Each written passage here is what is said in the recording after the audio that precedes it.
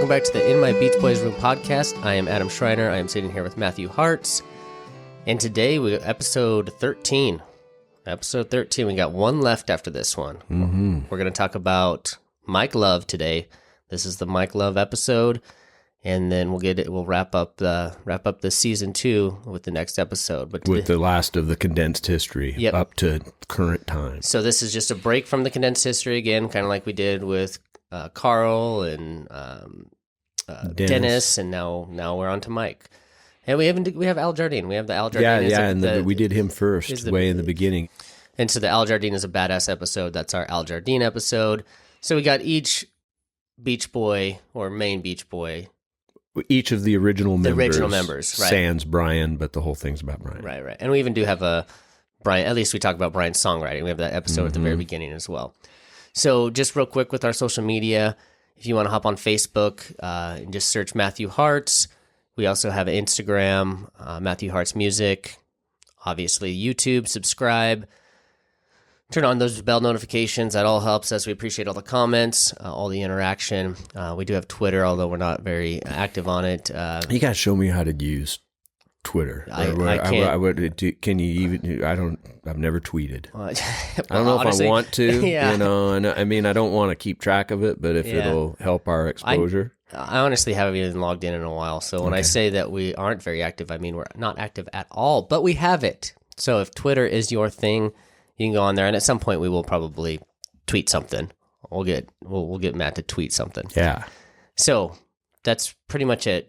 Okay, so let's just talk about Mike. Well, I have two little things I want to talk about before we get into that. Is a correction from the last episode when I was talking about the new mixes of things, specifically on the new Sounds of Summer thing, and how I prefer the original mixes. And I talked about the Wouldn't It Be Nice, how I prefer the mono version of the Wouldn't It Be Nice track on Stack of Tracks. Well, it's not a mono version. It's some sort of stereo version. And I remember listening to it just shortly after that episode. Oh man, that's not mono. So it's on Stack of Tracks, but it's just in stereo? Well, it's stereo. I'm not going to get into all the little things. It's really poor stereo. There's some separation there, but it's not mono. Okay. So I wanted to say that. And then also we got a comment on the last episode about we didn't address Carl's work with Gary Beckley and Robert Lamb, the Beckley Lamb Wilson stuff that he did right before he died, and I should have covered that stuff. And that was a project that he was with a member of America and a member of Chicago right before he died, and they did some really great work, and people can find it. The album is called Like a Brother, and it's really, really good stuff. Oh, really? Yeah. Okay. So I should have mentioned that, and I didn't. But now that we're talking about this stuff, man, there are so many things I look back at these episodes and, oh man, I should have said that. Or when a comment will come in, I'll go, oh, you're exactly right. You're, trying to miss some of that, or trying to catch all of that stuff sometimes gives me anxiety, and I have to remember I'm just doing the best that I possibly can. I wanted to tell people real quick before we get into Mike about the way I lay out these episodes when I start to think about them. Is first of all, I'll just take notes on what I think are the very most important things. Just kind of stuff that stands out and think to you. About it. Yeah. Really let it marinate. Listen to music from the period. Let it bring back memories, and just go off just my own compass for a little while. And then after I've lived with that and those notes for a while, I'll check some of the books to see if there's something big that I missed or something like that. But basically, they're just all coming from me marinating in the music and thinking about it over a period of 2 or 3 days. And I just don't think about everything. I think another thing I think about is how, I didn't emphasize Phil Spector enough on the early part of Brian's career and how much he, I know I mentioned him a few times, but anyway, I'm going to shut up now and I think quit tearing myself down. Well, it's a fair point that, the Beach Boys' career is vast. It is, there's so much. I mean, people have written books, like there's documentaries, like this is just your perspective of kind of your journey through it. Supplemented by all of those things, though. Yeah. And in alignment with your musical career and what you've done and how that influenced you as well. So if people want to comment on, things that we've missed, hey, comment away and, we can address them. I love that, actually. Exactly. And none of these have been negative things either. No, yeah. And I actually just love all the interaction we're having, and I've got a few more comments to get to that the plan is before I run to a gig later this evening, just to sit down with those and get those caught up too. Yeah, so perfect. Now, Mike. Okay, let's talk about Mike Love. And, for me, Mike Love is growing up in the 90s. That's, when I was a little kid, Mike Love was the face of the Beach Boys for me. When I thought about the Beach Boys, as a kid, even before this podcast, Mike Love is the face that pops up for me. And so I'm interested to see. It's kind of funny now that I've gotten into all those episodes of Full House. Full House, exactly. And now that I've gotten into this podcast and have learned so much more, and even have learned, I don't want to say that he's like controversial, but he's kind of the one that seems to be friction with Mike more than others. Yeah. So I'm excited about this episode to go through kind of his timeline and just see. Just I don't know. I know you don't like to focus on that. And I even think I brought it up when we first started this podcast, because I had seen Love and Mercy, and he kind of is portrayed as a dick. Well, he always is. And I'm gonna just preface the episode by like I said before our Summer in Paradise thing. I can just hear the comments now, but I've never been a Mike hater, and I think that there's a group of people that love to hate him, and that's not to say that there's not some legitimate reasons why people, dislike him. But I think that a lot of the stories and the reasons are way overplayed. And we'll get into all that stuff. All right, well, let's get started. I just wanted to kind of say my piece on my perception of Mike before this podcast and kind of where I've come. So take it away. Well, he was born March 15th, 1941, so that makes him 81. I think he'll be 82 next year. Yeah.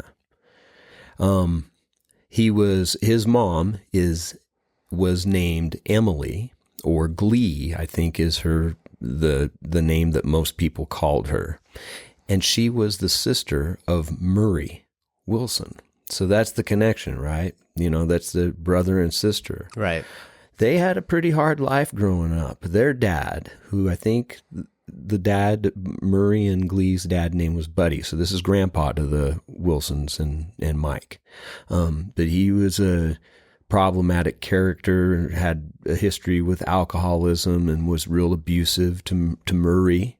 Oh. And his wife, a lot of Murray's bad traits came down the line, right? Right. Like they did with a lot of people. But it was, they came from a real dysfunctional family. And I don't know if Murray and Emily or Glee were real close growing up.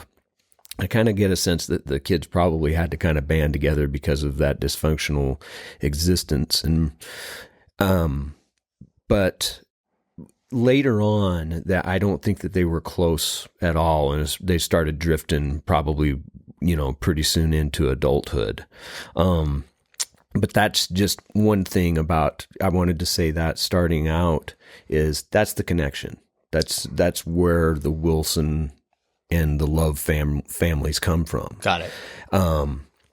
She ended up marrying a guy named Milton Love, who he inherited from his father a sheet metal company that actually by that time was called Love Sheet Metal, and it was really successful.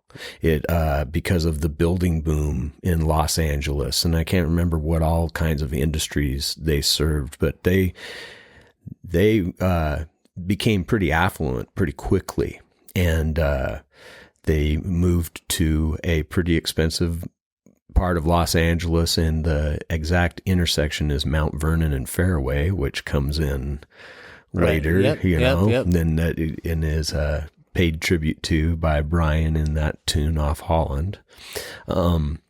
So anyway, they were, after, I don't know if they were when Mike was born, and he's the oldest. He's the oldest of 6 children. There's 3 boys and 3 girls.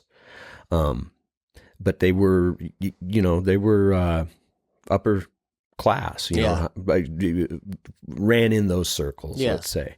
Let's talk about the brothers and sisters real quick. So the 2 brothers figure huge in Beach Boy history. You got brother Stan, who was a pro basketball player, played in the NBA for several teams, then became Brian's assistant minder, and then even filed for conservatorship of him in the 90s. And then he's also the dad of Kevin Love, the basketball player. We already covered all that. Then Steve, the other brother, managed them, maybe even a couple of different times, and engineered the whole Brian is back thing.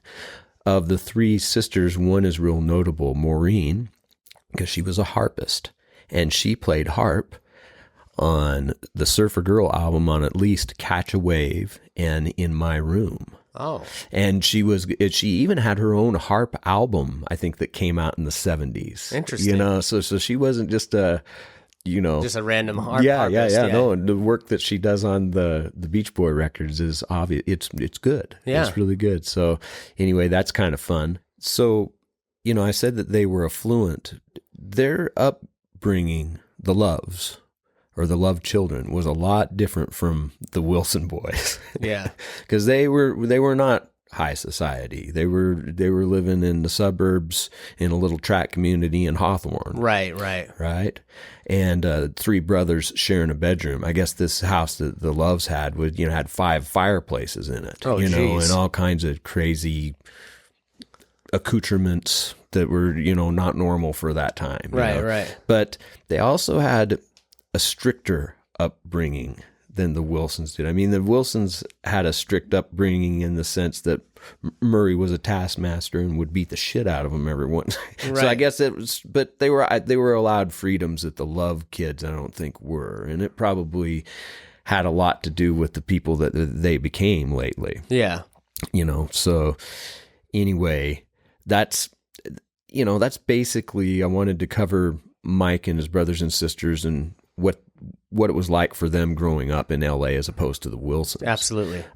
Now, Mike, his music early on, Emily, we know Murray was big into music. She's also huge into music and loved music and insisted that all the kids had music lessons. When Maureen took up the harp, they bought her a harp for $7,000 in the 50s. It would have been like 60-some thousand. I was just reading in Mike's book today.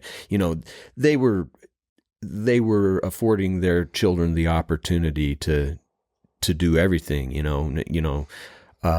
wow. With the music, I've seen in a picture in Mike's book of him playing the organ. And so I know that he said that he had some piano lessons, probably minimal, when he was a kid. And I think all of them had some of that. I don't know where the sax came in for Mike. But obviously, did you know that Mike played the sax? No, I had no idea. He's playing some on the early Beach Boy records. Oh, really? Yeah. And more than I actually knew, thanks to Adam Marsland in one of the episodes of Pet Squares I was watching recently. I honestly didn't even know that the sax was used very often in the early... Not really. No, not okay. really. I'll show you some of the spots and you'll go, well, is he really playing? Yeah. Well, and all, we still need to... We'll get to the... Early albums. Yeah. Another time. So he did play the sax, and I'm not sure where he picked it up. I'm guessing in his teens, probably at school someplace. But anyway, that was his early music instruction, let's say. Now, back to Glee. She was high society, and she threw musicals and just lots of types of gatherings, but a lot of them were music related. And at some of these musicals, she even supported Murray's earliest efforts, like some of those tunes he wrote in the 50s. One specific party, Mike remembered she had hired musicians and had somebody come in and write the charts and play Murray's tune. Oh, wow. We went to those kind of lengths, right? Oh, wow. She also at these musicals, and a lot of these were at Christmas, and we'll get to that later. The special ones were at Christmas. But she featured Mike and Brian both at very young ages singing at these things. And there's a letter. Brian, I think, had sung Danny Boy at 8 years old on one of the grandparents' laps. It's a pretty famous story. I've heard Mike tell it too.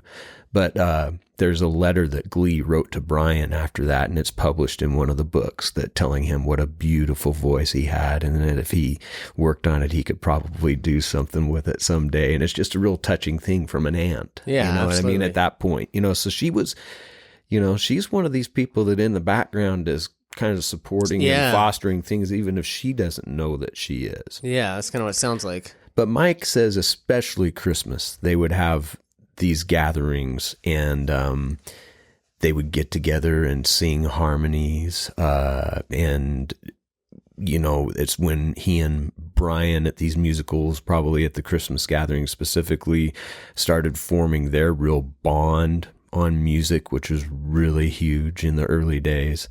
But this is when Mike starts singing with the Wilson cousins. And so you said that they wanted to, the parents are wanting to encourage and have this singing. Is this including like all the Love kids or yeah? So the whole family is participating in this? Yes, I believe so. I think that everybody is, and other people. Okay. Other people, not just those two families. I think that there were other people involved, but then Mike and Brian have both said then the kids would kind of segregate out from that and go in their rooms and listen to the radio and some of the rock music that was coming on, and bonding and doing that. Got it.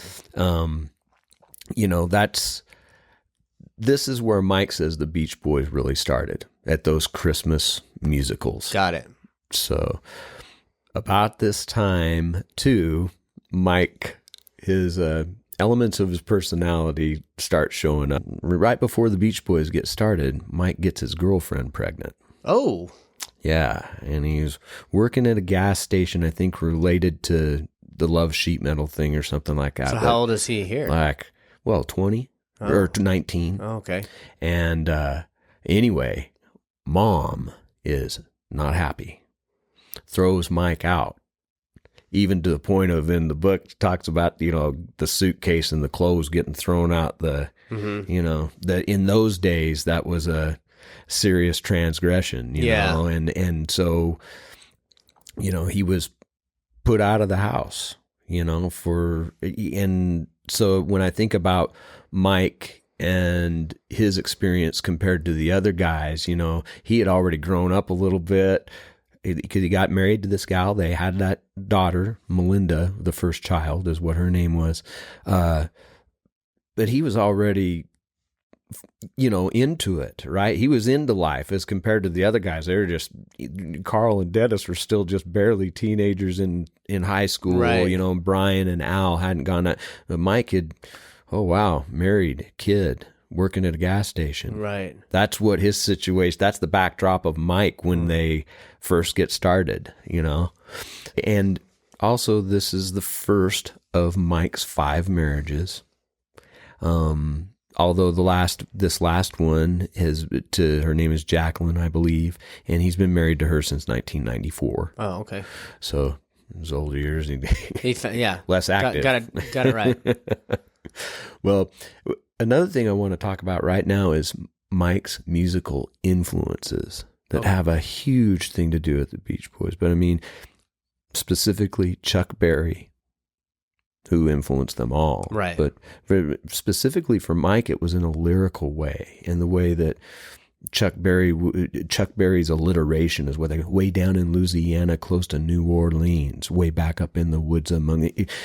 Mike understood that element of poetry that had to match the meter of the melody. And is right? that what is that like? And I don't know. Maybe I'm speaking out of ignorance. Is that like cadence? Is what that would be? Or yeah, well, it specifically with the Beach Boys, it would be Brian writing a song like "Surfin' Safari" and sitting down, and he knows exactly what all the music is in his head, and he'll play the chords and say to Mike. Da da da da da da da da da da da da da da, and Mike innately understands when Brian sings him that melody that's exactly the way Brian wants the real rhythm of that melody. He doesn't want any extra. Mike needs to make sure that he fits a syllable on that exactly, and I don't think that it was just early in the morning we'll be starting out, some honeys will be coming along. That he's there from the very get-go. Yeah. His alliteration is kind of matching that Chuck Berry thing on those fast early tunes, and so that's huge. The other thing is Mike was really into doo-wop, the 50s doo-wop music, and the R&B stuff, so he was early on that, and I think he was probably exposing Brian to some of that stuff for the first time, or at least showing it to him. And Mike's a year older than Brian, right? And so early on, there's this definite connection between Brian writing the songs and then Mike putting the lyrics to it. Well, that's when we get into the Beach Boys. I'm just saying that's how Chuck Berry influenced his lyric style now. Got it. Okay. And then also the doo-wop and the R&B stuff also, but also the Everly Brothers. The names of the writers, it was a husband and wife team, I think, but their last name was Bryant. And they did a lot of the Everly Brothers tunes and a lot of other people's tunes in country music. And Mike cites them as huge influences, especially on his prettier stuff, like, for instance, like Warmth of the Sun and stuff like that. So Everly Brothers, another huge influence on Mike. But also at about this time, Mike and Brian, and sometimes Maureen, they were singing Everly Brothers all the time and taking the 2-part harmonies and adding a third and a fourth to it. But they were really, of course, Brian was into the 4 freshmen, but, they were really into the Everly Brothers, and I think they knew all the tunes and sang a lot of them. So that's a huge early Beach Boy influence. But you're right. This whole big bonding between Mike and Brian right around this time probably has the most to do with the Beach Boys story of anything. Yeah. It's a real strong part of why it still survives. Yeah. And I think about the early Beach Boys, and I think about him being the oldest, right? He had somewhat of a spine. Yeah. And part of that was growing up working in that gas station and getting that girl pregnant, and knowing that you had to be a little bit tough, right? Yeah. I think that even if he didn't do that consciously, he was somewhat of a guy that would stand up to people within the business, Murray when he needed it, because he wasn't a son, he was a nephew, right? Absolutely. And he could maybe be a little bit more aggressive with helping Brian with that situation. I also think of him having to put up with the younger ones, and I specifically think of some of those early recordings of them at either home or at Hype Morgan's place doing rehearsals, and when he's having to chastise Carl and Dennis. But my God, they're like 16 and 14 years old, and what he must have felt like a babysitter. Yeah. On some level with some of that stuff going on. So I think that doesn't get thought about too much, especially early on, and they're doing all the touring. Yeah, because right? there's definitely a difference between, being, what did you say, he's 20 and then they're 14 and 16. Yeah. Like there's a definite huge difference. And married with a kid. Yeah. So, yeah, the maturity level, and absolutely there's a big difference there. And that brings us to the qualities of his character that, arrogance. People accuse him of being egotistical, and I can understand that and would agree on some levels. But I just don't know. He was raised a little bit differently from the Wilsons. He's a tough guy, and it was just part of who he was that the Wilsons weren't. You know, Dennis had an aspect of that for sure, and was, I mean, not for sure a tough guy and would beat the hell out of anybody that needed it. But Mike had this, you know, it was a special strength that none of the other Beach Boys had, and no one else was willing to step out and take that role, really, of being the front man and kind of the what you need. You need that. Right. You know, and like I said, you know, also early on with the Beach Boys, on the tunes that he helped write, his songwriting strengths, his lyric writing strengths were already there at the very beginning. So it's not really something he had to develop. It's something that, like the Wilson brothers and their music, he just inherently had it thing, you know. And so big part of the story, you know.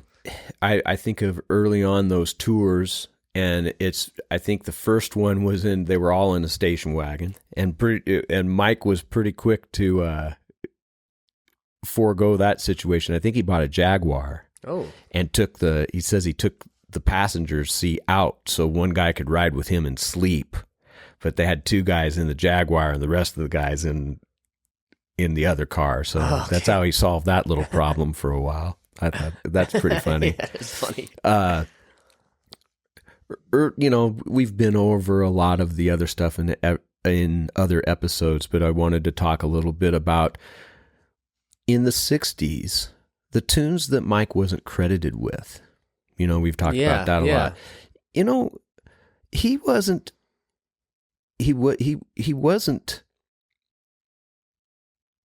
that upset about it at the time. And I think part of it thought it would be you know, he thought it would be rectified, and he was told that it would be rectified, but you know, he could have put up a bigger stink about it than he did, I think. And I think he was playing team ball. And I think that he knew the problems with Brian and Murray, and part of that was a Brian and Murray problem, that Murray was not putting the right credits because he owned the publishing company and all that other stuff. And so I think that in itself is antithetical to what most people think Mike is, you know, at this point. It's just, you know, he did cause a stink later on, but you know, at the time it was happening, he could have put a lot bigger wrench in the program and stomped his feet and said, hey, I want credit and want it now. So do people know at this time that these qualities of Mike, like, is this a public thing? No. So like at this point, Mike, he hasn't got that rap yet, right? No, because I'm talking about like 64, you know, right in that era, 64, 65. They've only been going 4 years, right? So because it's a series of things that compile to give Mike Love the reputation that he gets, right? And it's not really until I don't start hearing a lot about that until the, you know, late 70s, early 80s. Yeah, that's what I was curious, is when that kind of became public knowledge that, you know, Mike Love has these certain qualities. You know, it was David's book in the late 70s addressed some of the stuff of, and we're going to get into that a little bit pretty quickly, but talking about the pet sounds and the smile stuff, just some of the issues Mike had with that stuff, and I think that's the seed that kind of started it all. Got it. So, you know, we will get to talking about that in just a second when I get to that point. Okay. But I also wanted to talk about, I'm not sure when, it was pretty shortly after they got married that he got divorced from the first wife. Okay. The second wife, he met her in 1965. She's on the back of the Party album. And he had 2 kids with her, a daughter named Haley and a son named Christian, who was born in 68. And one special mention of him, another Beach Boy kid that he tours with the Beach Boys right now. Oh, no kidding. He's a great musician, and he's a fantastic singer. Does God Only Knows. Wow. And yeah, he's unsung hero, great musician. Yeah, really, really, really good. So I wanted to give a shout out to Christian on that one. But I did want to mention that was Mike's second marriage in there, and, you know, the 2 kids in the mid-60s. You know, throughout the Beach Boys' career, Mike is consistently Brian's most used lyricist. Right. Really, when you start from the very earliest to the very, you're going to see Mike's name on more things throughout the years than any of the other lyricists. So, I thought that's pretty notable. And the only period that he's not really involved, I put involved in quotes, is the Pet Sounds and Smile. But yet he wrote lyrics to Good Vibrations, and he also wrote some, I think he wrote some, gets a credit on She's Going Bald on Smiley's, but so he wasn't involved, right? But there was still there. And that's a 1.5 year period. Yeah. In how many, 60 years? Yeah. So, that was a very small period of time that he wasn't involved in. He gets criticized a lot for this period. With Pet Sounds, I think he, like some of the people at the record company, they were aware that it was a different direction and that it might mean different things for them commercially. I think that he was always aware that it was good music, and you listen to the Pet Sounds box and the Smile box, Mike Love is a willing participant in all of that stuff and singing some great parts on those records. I think that all of that has been overblown. However, the famous quote, "Don't fuck with the formula," comes from him. Okay. And not liking some of Brian's friends at this time because of what they were sharing with Brian and getting him into is another reason he gets painted at the villain, and Van Dyke was kind of one of those people, but not completely. The biggest problem he had with Van Dyke was the ambiguity of the lyrics. Like, what do they mean? We've never had lyrics like this, like around Surf's Up or Heroes and Villains, where it's just like, the alliteration is amazing, the poetry is amazing, but is it "Don't Worry, Baby"? Yeah. A diamond necklace played the pawn, hand in hand, some drummed along, that. So tell me he didn't have, somebody had to be that voice to maybe push back a little bit and say, I don't know if this is. Especially from like a business standpoint. Yeah, absolutely.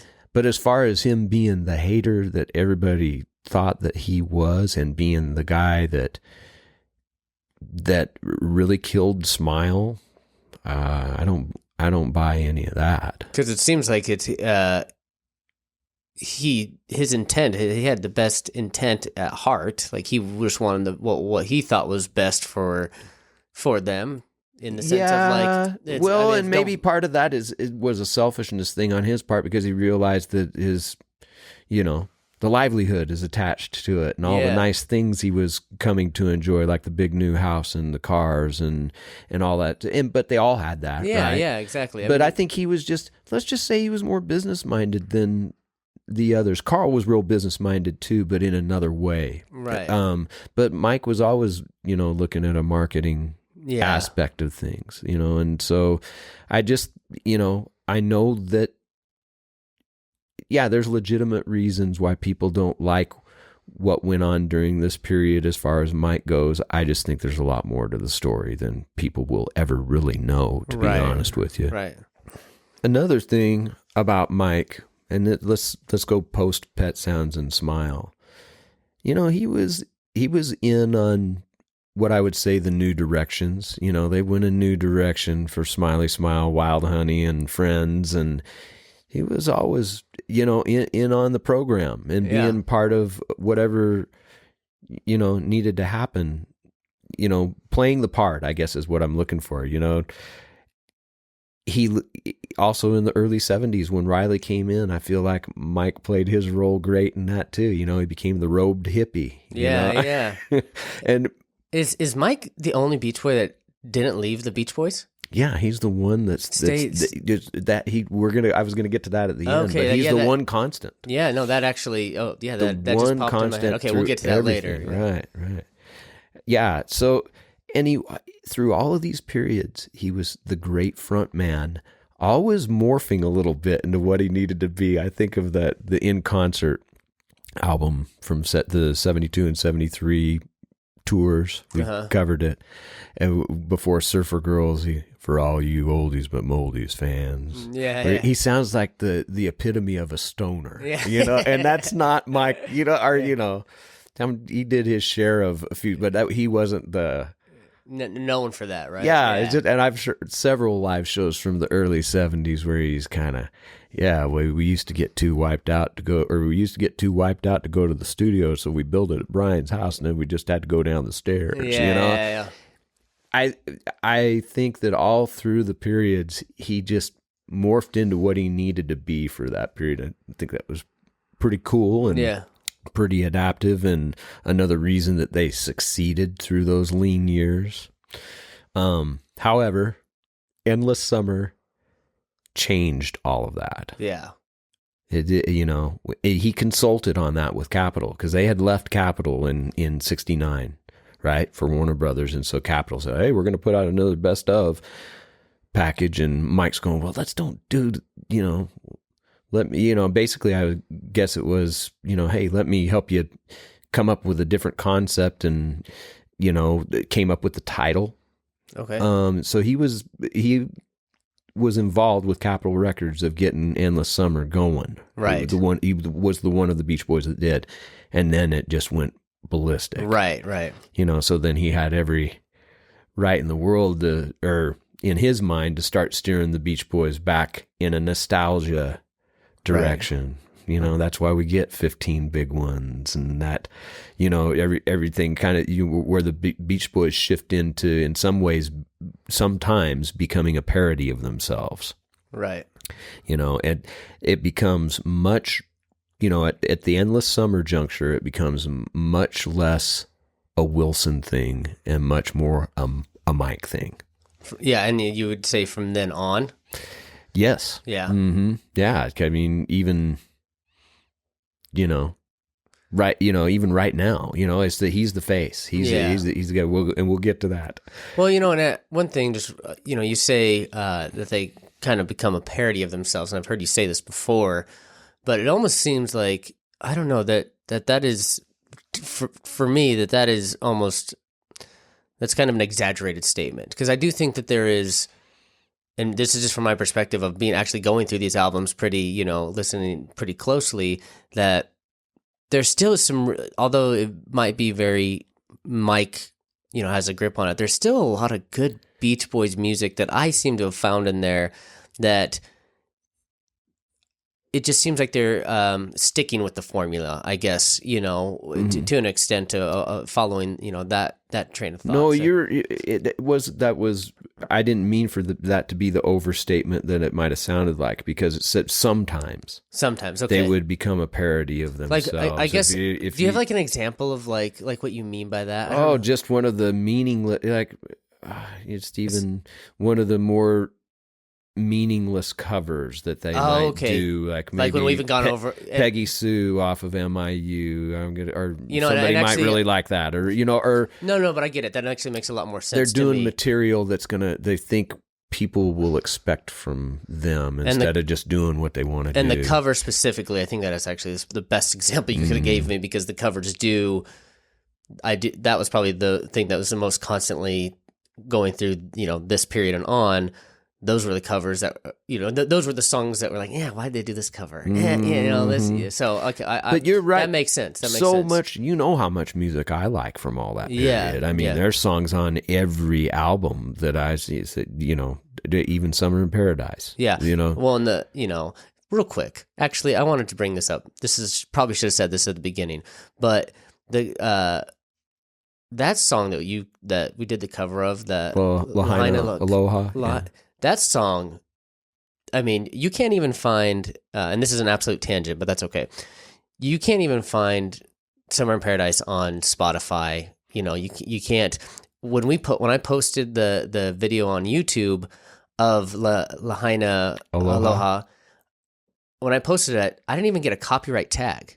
Normally, all these covers we do, you get a copyright tag that just says, hey, you can't make money from this. Totally fine. We don't care, But we didn't even, that's how unknown that song is that the YouTube algorithm won't even grab that with a tag, but it is a fantastic song. Like that song, I mean, I get the album overall isn't that great, but that song alone is so good that if you liked anything from like the 85 album, then you would, I feel like that song could fit in that album with how Carl's comes in, the music and everything. I know this is a tangent, but I wanted to say that because, I mean, I guess it is kind of on the Mike Love vein as well, because that album felt very Mike Love to me. But I did think that I found that kind of interesting that. Well, you're getting to something I'm going to get to in just a second after I talk about the late 70s and the early 80s.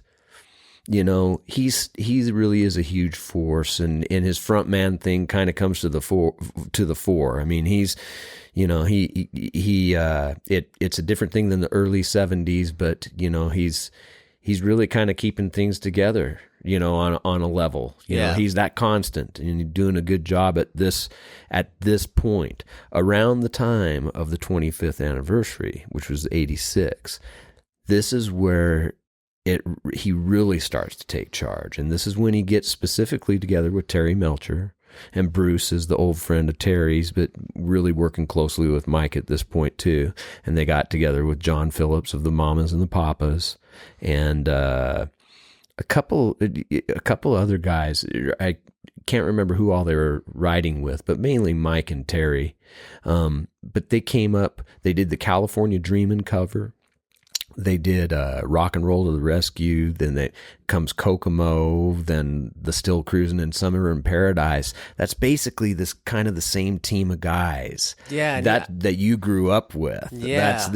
This is a whole different Beach Boys is what it kind of is in this time. But I still say it has a lot of value, you know, but it is just... there's, you know, and then up through not just Summer in Paradise, but then Stars and Stripes, and of course That's Why God Made the Radio, the last album in 2012. It really, you know, from that point on, I mean, Mike's the main mover and shaker, right? You know, for sure. Yeah. It's a huge, you know, and think of how much popularity they gained during that time of a period that a lot of Beach Boy fans hate, but it actually probably brought so many new fans in via Kokomo and everything else, you know, so it's pretty monumental. Other important things, we've covered this before, so we'll just touch on it briefly. That 1988, I think is 88, Rock and Roll Hall of Fame speech. Which I did, and I looked it up after you brought it up. Yeah, that's pretty cringy. That did not help his legend at all. I mean, everybody in the industry was there that night, and you know, if he was hoping to get some good marks, that was not the way to do it. Yeah, I wanted to look that one up, and I even had a hard time making it through. I'm just like, ooh. Yeah, but I think I've never made it all the way through. I look at Carl's face, you know, and it's a little painful. That early from 90 to 95 or when him and Brian are involved, Brian sues A&M, gets $10 million, and then Mike goes ahead and says, you know what, I've never gotten credit on these things. I'm going to go ahead and get some money and some credit. And so he got $5 million. That was, you know, the way that was all reported was certainly slanted a certain way at the time that made Mike seem like an evil, bad dude. Right, which you felt he was kind of justified in the sense of... The more I hear about the story, you know, which we'd heard rumblings forever that Mike really wrote California Girls and really wrote I Get Around. And I mean, we're talking about and Help Me Rhonda, you know, huge songs. Number one tunes, you know, that, you know, so yeah, I think that he was justified in doing what he did. Maybe not the way he did it, or, you know, that's always going to be the gripe, you know, is his attitude and his egotistical kind of nature, seemingly. So there's that whole deal. Then after Carl dies in 1998, Brother Records Incorporated, so the corporation, right? Which is, let's see, when Carl died, it would have been Brian, Mike, Al, Carl's heirs, and Dennis's heirs, I think. That's the shareholders, or I hope I don't have that completely wrong. But they basically, and had Brian's blessing, gave Mike, at that point, the license to tour and use the Beach Boys name. Say, okay, whatever group you go out with, you can call it the Beach Boys. That's why a few years later, when Al started going out with a group he was calling Beach Boys Family and Friends that included his sons, Carney and Wendy, some of the old Beach Boy touring musicians, Mike sued him for using the Beach Boy. And there's been constant, I don't know, I'm so good at exaggerating, but there's been a lot of stuff through the years between Mike and Al, especially on that whole subject. Especially since like they had their little... the meditators and the partiers? Right. Now I don't think there's too much love lost between Mike and Al these days. Like, that's, so Mike has been out there getting it still since then, and he's 81 years old. Still. And him and Bruce, he and Bruce have had a partnership now and really have been friends since Bruce got in the band and shared a special camaraderie. And Mike was always, I think, instrumental in bringing Bruce back when Bruce had left in the early 70s, and they needed some extra mojo or some kickstart, to get Bruce involved again. But, really Mike and Bruce going out, and it's a great group of guys they tour with too. I mean, fantastic musicians, and I love hearing them whenever I can. Mike's voice is extremely weak now, same, not as weak as Brian's, gosh. Yeah. And and Bruce is, but my gosh, they're all 80. Yeah. Bruce and Brian are both 80, and Mike's 81. I guess their voices should be losing some strength at this point. That's fair. But I wonder how long that those two can keep doing the deal. I do want to say one of the closing things. I guess it's the documentary called Doing It Again, but it was done in conjunction with the 50th reunion in 2012 when they did have the tour all together. Me and John went down and saw them on July 4th at Provo, and just magical. But that album was magical too, and Mike was the executive producer, I think, for that whole thing. But there's a documentary that goes along, I think it's called Doing It Again, that has some concert footage, has some studio footage in it. But Mike has a tune all his own on there called Daybreak Over the Ocean on That's Why God Made the Radio. And part of that documentary, they're in the control room of the studio, and Brian tells Mike, he says, "Hey, by the way, that Daybreak Over the Ocean, or your tune, it's the best thing on the record." Oh, wow. And you could see Mike acknowledge, it's a touching moment. Oh, really? Between those two cousins. Yeah. That have had all this. Yeah. All this water under the bridge together, and I like that. I guess we can kind of end the episode. I know I probably missed 8,000 things. That's okay. That's not... Wanted to touch on some of the more important stuff and focus on some of the positives. Yeah. I think we've covered enough of the negatives in the other episodes. Yeah. But he is the constant. Yeah. He's the one guy that's been there the whole time, sans a couple little breaks, Yeah, but that's, what can you say about that? I mean, it's been his whole life. Yeah, absolutely. Well, and these episodes where we do the individual Beach Boy, they tend to be a little shorter. This one's also, just slightly shorter than what we normally do. But, well, I was going to say this, Mike's book. If you haven't read Mike's book, there's some things in it I don't like, and some things that amplify those characteristics that everybody dislikes about Mike, but it's definitely a different perspective than any other book that I've read, and hearing some of these things from his perspective is really enlightening. Oh. And it makes me think about some different things in a different way, and especially, the whole Brian's back thing, and how he and everybody else had to put up with that. It was very frustrating at times.